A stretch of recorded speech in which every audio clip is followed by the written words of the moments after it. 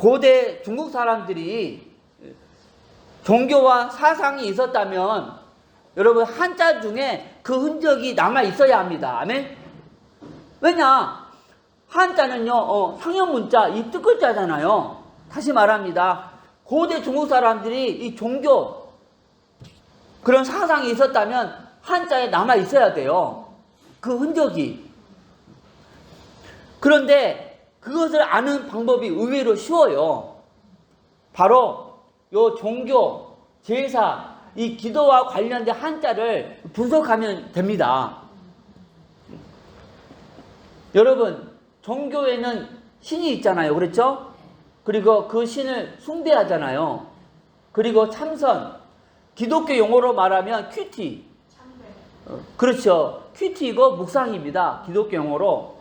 그리고 제사에는 사직. 우리 사극에 보면 종묘 사직을 보존하옵소서 그러잖아요.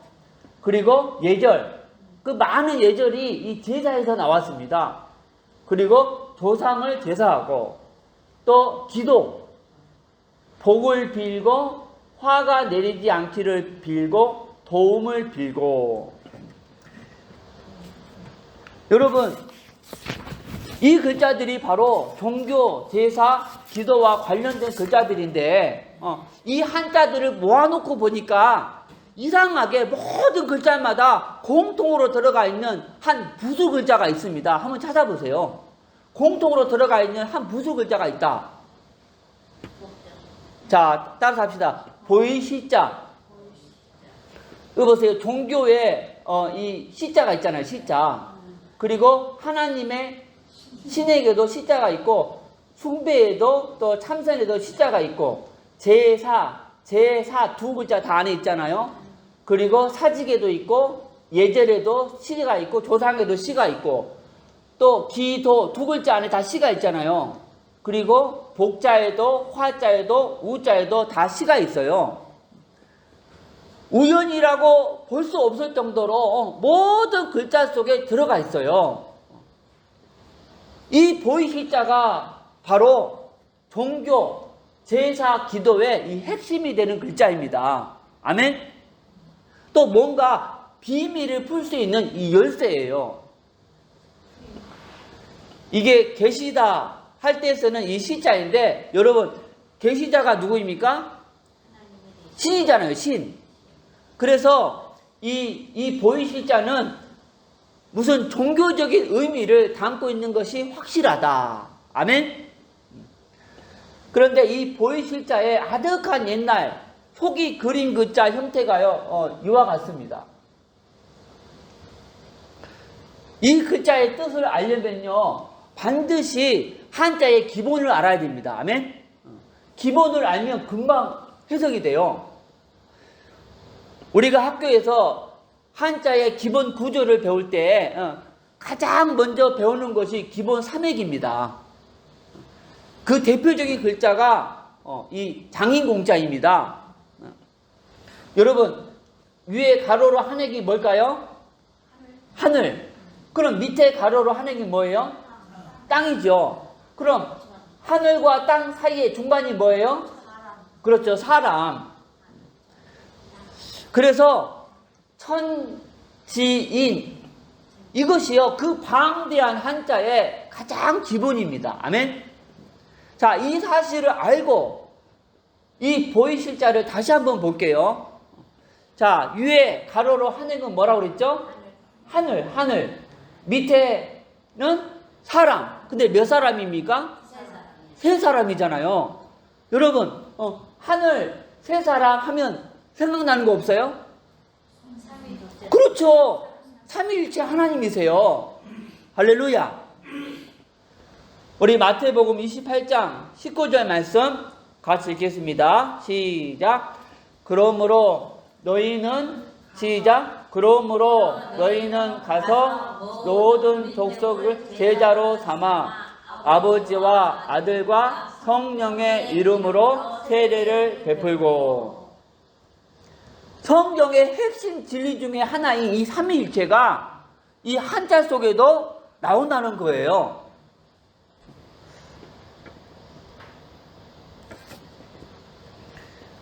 자, 모든 것을 종합해 볼 때 이 종교, 제사, 기도와 관련된 한자 속에 공통으로 들어가 있는 이 보이실자, 이 보이실자는요, 고대 중국 사람들이 숭배했던 하나님을 나타내는 글자인 것이 확실합니다. 아멘? 권사님 동의하십니까? 사모님, 아니, 동의하세요? 장로님 동의하세요?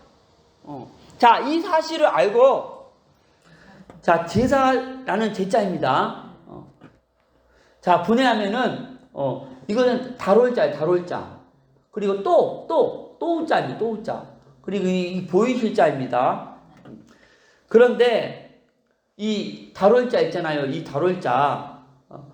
한자 사전을 찾아보면요, 이 두 가지 뜻이 있습니다. 몇 가지 뜻? 두 가지 뜻. 하나는요, 다롤자의 뜻이 있고, 또 하나는 이 육다롤이라고 해서, 육다롤입니다. 그런데 여러분, 이 제사 제자에 쓰이는 이 달자는요, 다롤자가 아니고요, 육다롤이라고 해서 이 살육자를 씁니다. 아멘? 그런데 여러분, 살을 얻기 위해서는 반드시 어떻게 해야 돼요? 한 짐승이? 죽어야 그렇죠. 이 피를 흘려야 돼, 피.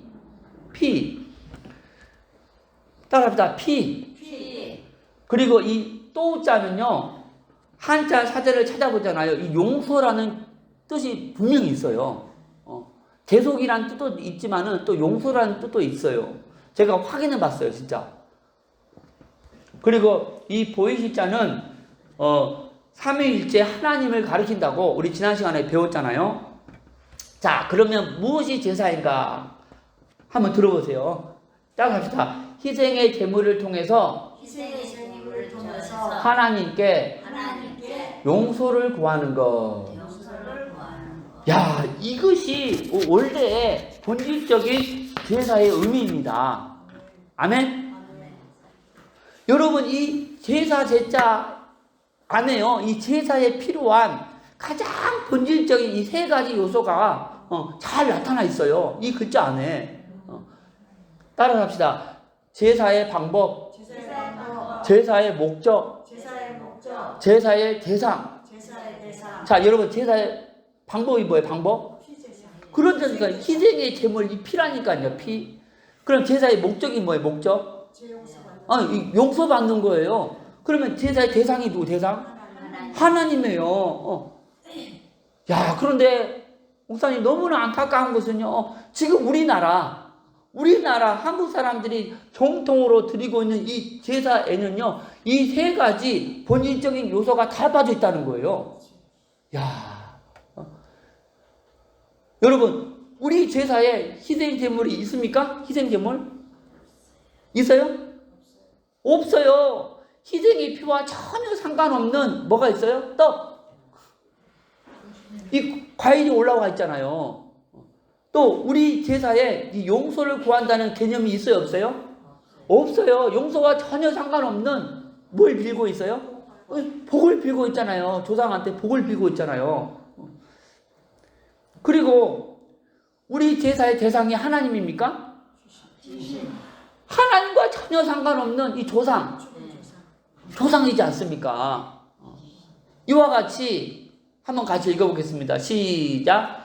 우리나라가 제사의 본래의 방법과 목적 그리고 대상을 모두 벗어난 왜곡된 제사를 지내서 기독교가 한국에 들어올 때 크게 부딪힌 것입니다.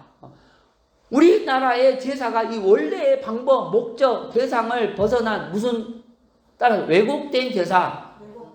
그래서 이 부딪힌 거예요. 이 제사 때문에 얼마나 많은 기독교인들이 이 서름을 당하고 핍박을 당했습니까? 만약에 우리나라가 이 원래의 본질적인 제사를 드리고 있었다면 복음이 한국에 들어왔을 때 바로 받아들였을 거예요. 아멘? 그런데 그래서 이 제사를 지내는 분들에게 먼저 이 제사의 본질적인 의미를 설명해 드려야 돼. 아멘? 그런 다음에 이렇게 전하면 되는 거예요. 자, 같이 한번 읽어볼까요? 시작. 여러분, 하나님의 아들이 2000년 전에 이 땅에 오셔서 피 흘려 죽으심으로 영원한 제사를 드리셨습니다. 이제 이 사실을 믿으면 하나님께 과거, 현재, 미래의 모든 죄를 용서받아서 다시 제사 드릴 필요가 없습니다. 할렐루야.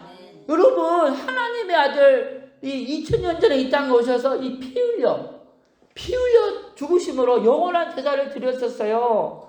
이제 이 사실을 믿으면 누군께?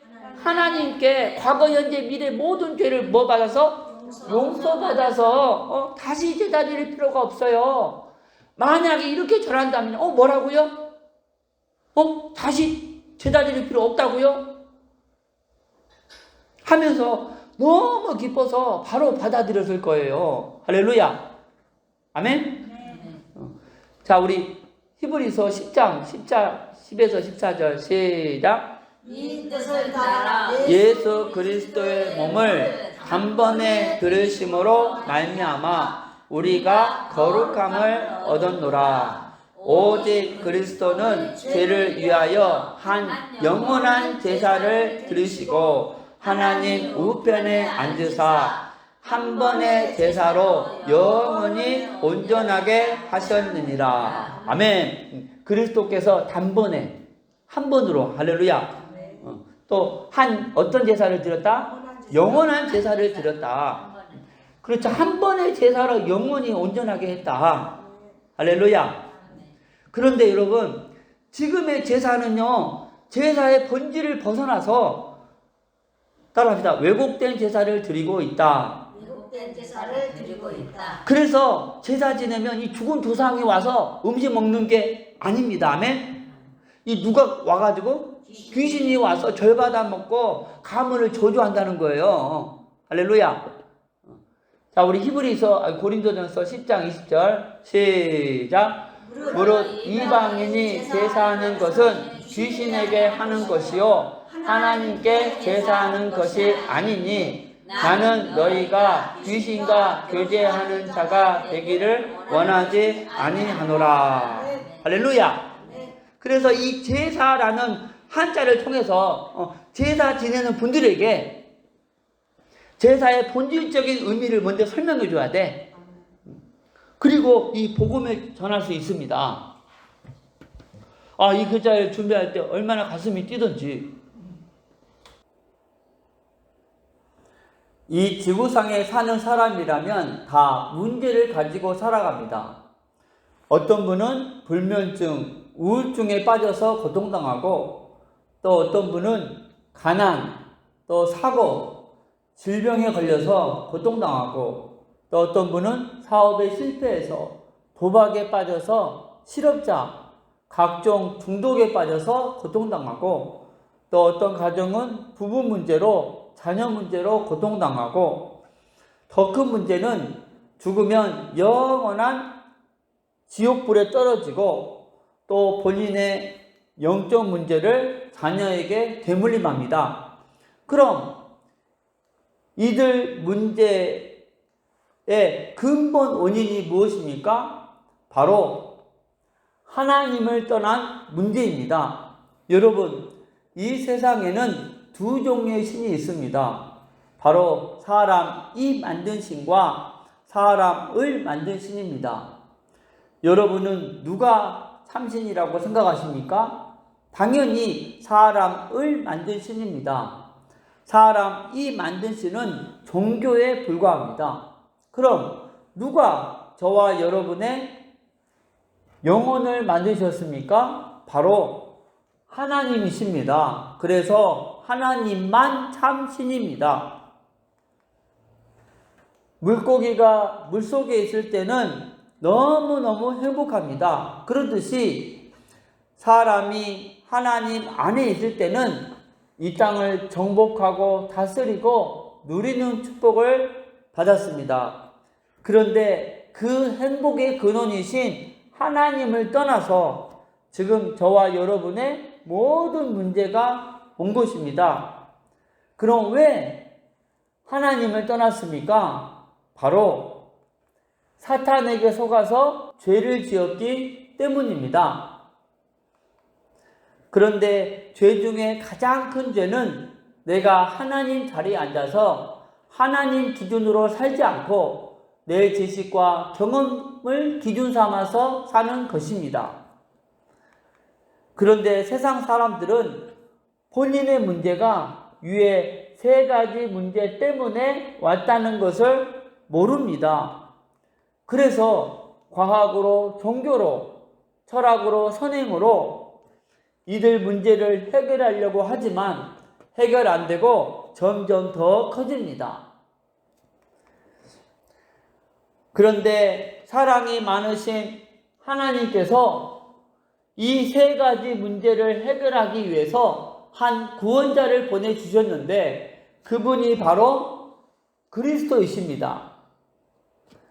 그리스도께서 2000년 전에 이 땅에 오셔서 십자가에서 피 흘려 죽으셨습니다. 나라마다 법이 있어서 죄를 지으면 감옥에 보내서 고통을 받게 합니다.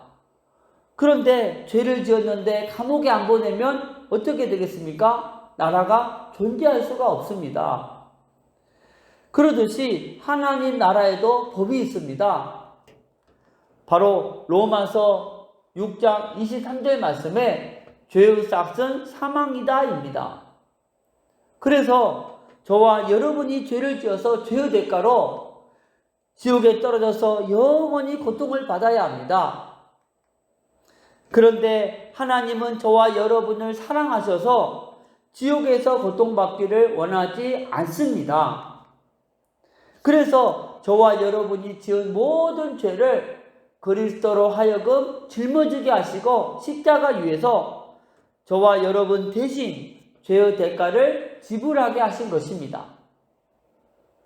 원래는 저와 여러분이 죄를 지어서 지옥에서 영원히 고통을 받아야 하는데 그리스도께서 십자가 위에서 우리 대신 고통을 받으신 것입니다. 채찍으로 온몸을 갈기갈기 찢기시고 양손과 발에 대못을 박히시고 옆구리를 창에 찔려 물과 피를 다 쏟으시고 죽으셨습니다.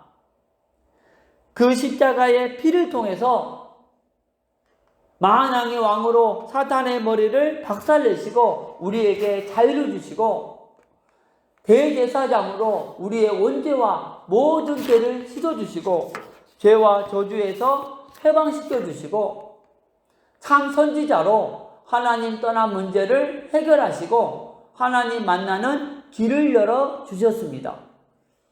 그리고 3일 만에 부활하심을 통해서 이 세 가지 근본 문제를 해결하시고 이 땅에 계셨을 때에 하신 모든 말씀이 사실이심을 확증하셨습니다. 그럼 누가 이 위대한 그리스도이십니까? 바로 하나님의 아들로서 이 땅에 오신 예수님이 그 그리스도이십니다. 이제 그리스도께서 이 세 가지 문제를 해결하셨는데 오직 예수님이 그리스도이심을 믿으면 이 6가지 문제에서 빠져나오고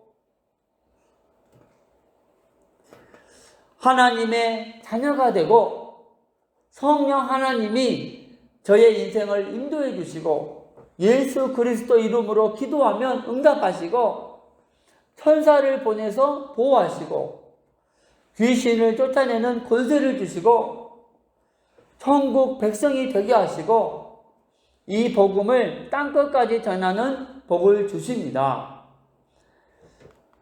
이 복음을 마음에 믿고 입으로 시인하면 지금 이 축복을 받습니다.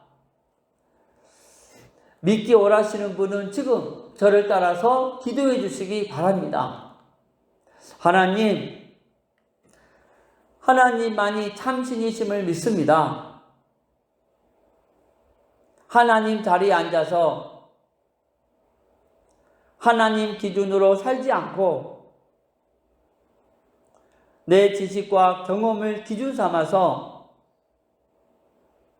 살았던 죄를 회개하오니 용서해 주세요. 그리스도께서 십자가에서 피 흘려 죽으시고 부활하심을 통해서 사탄, 죄, 하나님 떠난 문제를 해결하셨는데 오직 하나님의 아들 예수님이 그리스도이심을 믿습니다. 지금 예수님을 마음속에 나의 주인으로 영접합니다. 진리의 성령께서 저의 인생을 인도하여 주옵소서. 저를 하나님 자녀 삼아 주신 것을 감사드리며